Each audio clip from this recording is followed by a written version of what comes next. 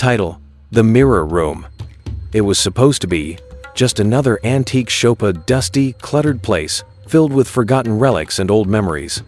But tucked away in the back, hidden behind shelves of cracked porcelain and faded books, was a door. No sign, no handle, just a door slightly ajar, revealing the faint glimmer of something beyond. Curiosity led me through it, and I've regretted it ever since. I was in town visiting my uncle, who owned the shop.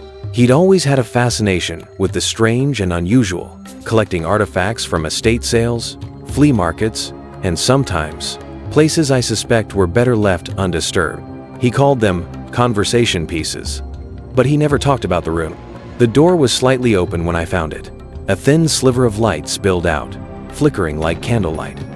I thought it might be a storage room, maybe a place where he kept the rare finds he didn't want just anyone seeing. I stepped inside. The door creaked as it opened wider, revealing a small, square room. Every wall was covered in mirrors, sold, ornate and mismatched, their surfaces cloudy with age. Some were cracked, others pristine. A single chair sat in the center, facing a large, full-length mirror directly opposite the door.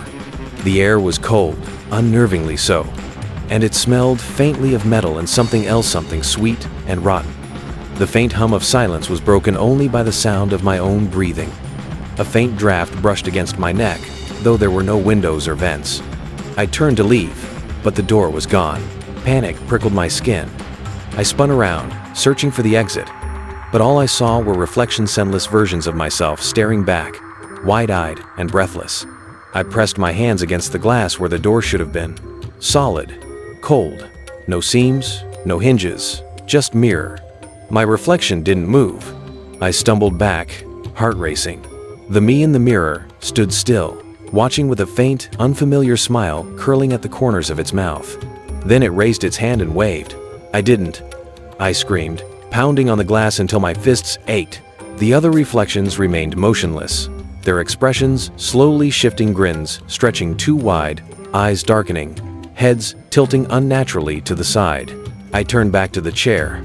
It was different now. Someone was sitting in it, a shadowy figure, blurred and indistinct, as if it didn't fully belong. Its head tilted up, revealing a face that was almost mine but twisted, distorted, as if someone had tried to recreate it from memory and failed. It whispered something I couldn't hear. I took a step closer, despite every instinct screaming at me to run. The figure's mouth moved again, the whisper growing louder, though the words made no sense, a language that felt wrong in my ears, like hearing a recording played backward. Then I understood. It wasn't speaking to me. It was calling something. The mirrors shimmered, their surfaces rippling like water. Shadows emerged from the glass, dark, formless things with too many limbs and no faces, slipping into the room like smoke. Their presence felt suffocating, a cold pressure tightening around my chest, making it hard to breathe. I ran. Nowhere to go. No doors. Just mirrors. I crashed into one, expecting it to shatter, but it didn't. Instead, it felt soft, like stepping into water. Without thinking, I dove through. I hit the ground hard, gasping for breath. The room was gone. I was back in the shop, sprawled on the dusty floor. The door I'd entered through was just a wall, now solid and unremarkable. But something was wrong. The reflections in the glass cases didn't match my movements. They lagged, then moved independently, watching me with hungry eyes. And my shadow, it didn't follow me anymore. Sometimes it moves on its own. I catch it standing still when I walk past, lingering a beat too long, as if observing me instead of mimicking me. Epilogue. I left the shop that day, but I didn't leave alone. Mirrors feel different now, like windows instead of reflections. I catch glimpses of things that aren't there, shapes in the corners, faces just behind my shoulder, smiling when I'm not. Sometimes, when I look too long, my reflection blinks, and I don't. At night, I hear faint whispers echoing from the bathroom mirror.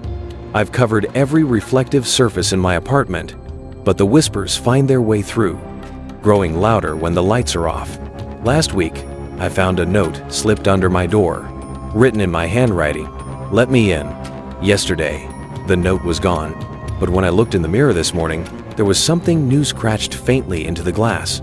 Almost there. Today, my reflection smiled first, and just before I turned away, I saw its lips move. Though no sound came out. I think it said, "Soon."